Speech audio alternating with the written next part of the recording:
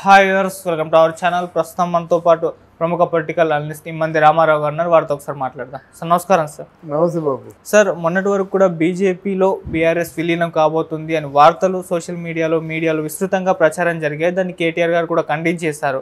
అయితే ఇప్పుడు ఇంకో వార్త, విలీనం కాదు పొత్తుకు ప్రయత్నం జరుగుతుంది అన్నట్టుగా వార్తలు వస్తున్నాయి సార్. అంటే వచ్చే ఎలక్షన్స్ నాటుకో మరి ఎప్పటికో కానీ పొత్తు ఏర్పాటు చేసుకుంటే బీజేపీ తోటి కాస్త కాంగ్రెస్ పార్టీని ఎదిరించవచ్చు, ఒక నేషనల్ పార్టీతో కలుపుకొని అని చెప్పేసి ప్లాన్ చేస్తున్నారు. అందుకే బీఆర్ఎస్ కూడా బీజేపీతో పొత్తు కలుపుకోవడానికి కూడా అంటే ప్రయత్నాలు జరుగుతున్నాయి అంటున్నారు. మరి నిజంగా ఈ ఏదైతే విలీనంపై వస్తున్న వార్తలు, అది కాకుండా ఈ పొత్తుపై వస్తున్న వార్తలు నమ్మచ్చు అంటారా? మీరేం చెప్తారు సార్? అంటే రాజకీయాలు అంటే వాళ్ళు అనుకున్నట్టు జరిగిపోతాయా? నేను ముందు విలీనం చేసేస్తాను, తర్వాత విలీనం కాదు పొత్తు అంటే మరి ఇక్కడ బీజేపీ పార్టీ కావాలండి. సంస్థాగతంగా వాళ్ళు పునర్నిర్మాణం చేసుకుంటే ఈరోజు సిద్ధంగా ఉన్నారు కాంగ్రెస్తో. మళ్ళీ మధ్యకు వచ్చి లింగు అనుకొని వీళ్ళు జాయిన్ అవ్వడం ఏంటి? వీళ్ళు ఆ తాలూకు పట్టు వదిలేస్తారా? ఈ చిన్నపిల్లల నుంచి చెప్తారండి. వీడెవరంటే ఈయనెవరండి అక్కడికి వెళ్ళి బీజేపీ పార్టీతో పొత్తు పెట్టుకోవడానికి? అంటే ఇక్కడ బీజేపీ పార్టీలో ఉన్న వాళ్ళందరూ గాజులు తొలగించుకొని ఉన్నారా? వారికి ఆ పార్టీ తాలూకు ప్రతిష్ట దిగజారిపోవడం ఆలోచిస్తారా?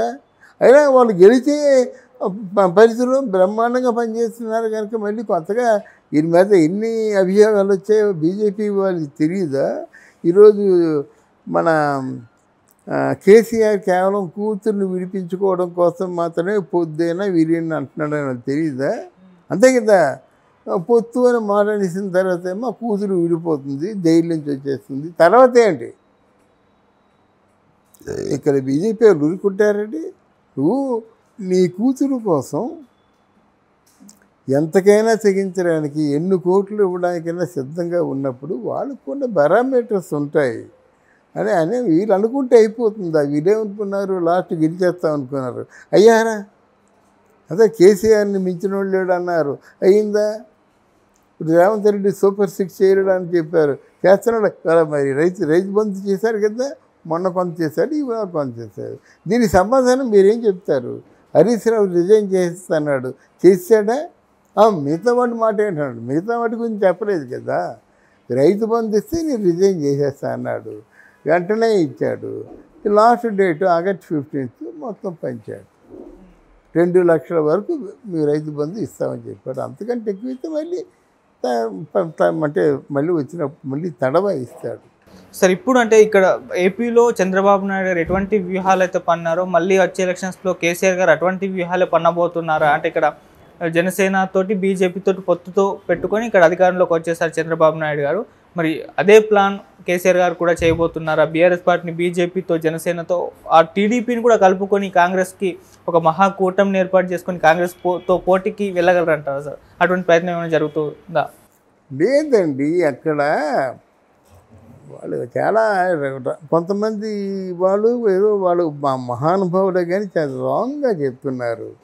అక్కడ చంద్రబాబుతో కలిసిన వాడు ఎవడు తెలిసినా బాగా 10 సంవత్సరాల పాటు యుద్ధం చేసి ఒక్కడో ఒక 1000 నరికేస్తాడు, ఒక్కడో 1,00,000 మంది నరికేస్తాడు.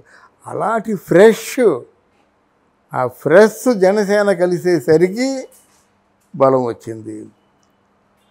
ఈ పవన్ కళ్యాణ్కి ఆయన ఇమేజ్ 10 అంతలు పెరిగిపోయింది. ఇప్పుడు ఈ పవన్ కళ్యాణ్ ఇమేజ్ని ఎవ్వరూ చెరపలేరు. అందరికి వెళ్ళిన 5 నిమిషాల్లోనే పరిష్కారం చేసేస్తున్నాడు. ఆయన మొత్తం అంతా ఏదైతే ఆధ్యాత్మిక కేంద్రంగా మలుస్తానన్నాడో ఆ పని చేసేస్తున్నాడు.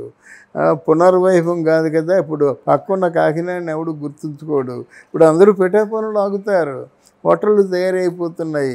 వీళ్ళ అభిమానులే హోటల్ రెడీ చేస్తున్నారు అన్నమాట. ఆయన వెనక చాలామంది ఇండస్ట్రియలిస్టులు ఉన్నారు, డబ్బు ఉన్నవాళ్ళు ఉన్నారు. వాళ్ళు మన పవన్ కళ్యాణ్ ఏం చేయమంటే చేసే ఉన్నారు. ఇదంతా మీకు ఎందుకు చెప్తున్నానంటే చంద్రబాబు మీద విశ్వసనీయత చెడిన తర్వాత ఒక గాడ్ సెంట్ లాగా చెయ్యందించాడు. ఎవరు? పవన్ కళ్యాణ్. ఇంకా అక్కడి నుంచి ఇద్దరి దశ మారిపోయింది. అంటే ఇక్కడ చంద్రబాబు దశే మారిందని కాకుండా చంద్రబాబు దశ ఎప్పుడైతే జైలు నుంచి వచ్చాడో ఇక్కడ మన జగన్మోహన్ రెడ్డి గారికి నెత్తి మీద పిడుగులు పడ్డాయి. అలాగే పవన్ కళ్యాణ్ కూడా రాజకీయ చతురత్వం మొత్తం జనాల్లోకి వెళ్ళి ₹1 ఖర్చు లేకుండా వాళ్ళ ఆదరణ గైకొని అనుకుని సాధించాడు.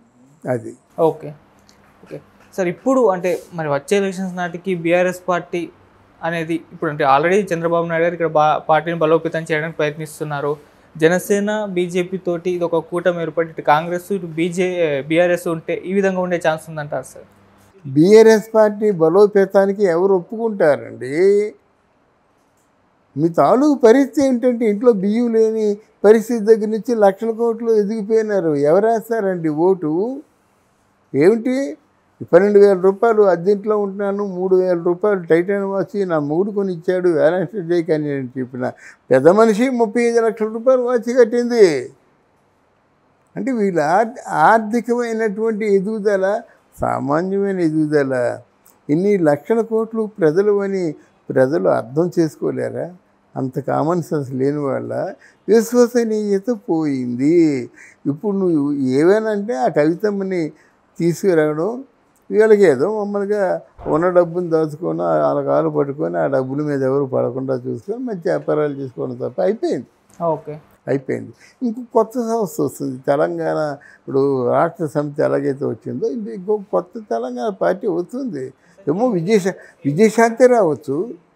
విజయశాంతి తల్లి తెలంగాణ పార్టీ పెట్టి తన సొంత డబ్బు బయట వాళ్ళ మీద ఆధారపడడం, బయట వాళ్ళని అడుక్కోవడం అట్లాంటి చేయలేదు కదా. తనకున్న గొప్ప ప్రాపర్టీస్ని కూడా వాళ్ళు ఎలాగా అమ్మేసి పార్టీ ఉంది. లేకపోతే ఎందుకు అనుకుంటున్నాను నువ్వు తెలియదు. మన ఈ తెలంగాణ రాష్ట్ర సమితిలో ఉన్న వాళ్ళందరూ ఇప్పుడు అక్కడ ఉన్నారా? పరాయి పార్టీల నుంచి నువ్వు ఎరువు తెచ్చుకున్నావు, వాళ్ళందరూ పరాయి పార్టీ వాళ్ళే. కడియం శ్రీహరి, తలసాని శ్రీనివాసరావు, తమ్ముళ్ళ నాగేశ్వరరావు వీళ్ళందరూ వచ్చారంటే ఏంటి? నీకు గవర్నమెంట్ నీకు అధికారం ఉంది కాబట్టి వచ్చారు. ఇప్పుడు ఎవరు ఉండరు. ఇవన్నీ ఆలోచించుకొని ఆయన చేయాలి. లేకపోతే ఈ తెలంగాణ పార్టీని ఎత్తేయాలి. ఇంకో తెలంగాణ పార్టీ సమర్థులు పుట్టుకొస్తారు. ఎందుకంటే పోరాటం అంటే పటిమ ఉన్న వాళ్ళ పార్టీ కనుక ఎవరు అంత తేలిగ్గా వదలరు. ప్రాణాలైనా వదిలేస్తారు. కానీ పార్టీ అంటే వాళ్ళది కదండి. తెలంగాణ కోసం నిజంగా పోరాడే వాళ్ళందరూ ఒక తాటి మీద కలిసి పోరాటం చేస్తారు. అంటే సార్ 10 ఏళ్ళ అధికారంలోని కాంగ్రెస్ పార్టీ బీఆర్ఎస్ పార్టీని ఎదుర్కొని అధికారంలోకి వచ్చింది, బీఆర్ఎస్ పార్టీ రాలేదా అని అంటున్నారు సార్? లేదండి, బీఆర్ఎస్ పార్టీ వచ్చేస్తుందనే కదా ఆ వేణుస్వామి చెప్పాడు. వచ్చేస్తుందనే కదా మందు పడుకున్నాడు ఈయన కేసీఆర్. వచ్చేస్తుందనే కదా అహంకారపూర్వకంగా కేటీఆర్ మాట్లాడాడు. వచ్చేస్తుందని కదా కోట్లు ఆ ఇంట్లో ఫ్లైట్లో జర్మనీ నుంచి మొక్కలు, జపాన్ నుంచి మొక్కలు, ఆస్ట్రేలియా నుంచి మొక్కలు ఓ ఫ్లైట్ వెళ్ళడం, ఆ మొక్కలు తీసుకొని రావడం. ఎంత మనకి ఏంటండి అంటే ఒక మొక్కలు తేడానికి 2 కోట్లు ఖర్చు పెడతావా, 3 కోట్లు ఖర్చు పెడతావా? అది తప్పు కదమ్మా. అది ప్రజాధనమే కదా. నీ ఇంట్లో లేవు, డబ్బులు లేవు. నువ్వు సినిమా కోసం వెళ్ళడానికి కూడా గోనె ప్రకాశరావుని అడిగేదానివని ఆయనే చెప్పాడు. ఓకే, మరి అట్లాంటి వ్యక్తి నువ్వు ఫ్లైట్లో తెప్పించుకుంటున్నావంటే నేనేం చేయాలి? Thank you so much. Thank you అమ్మా.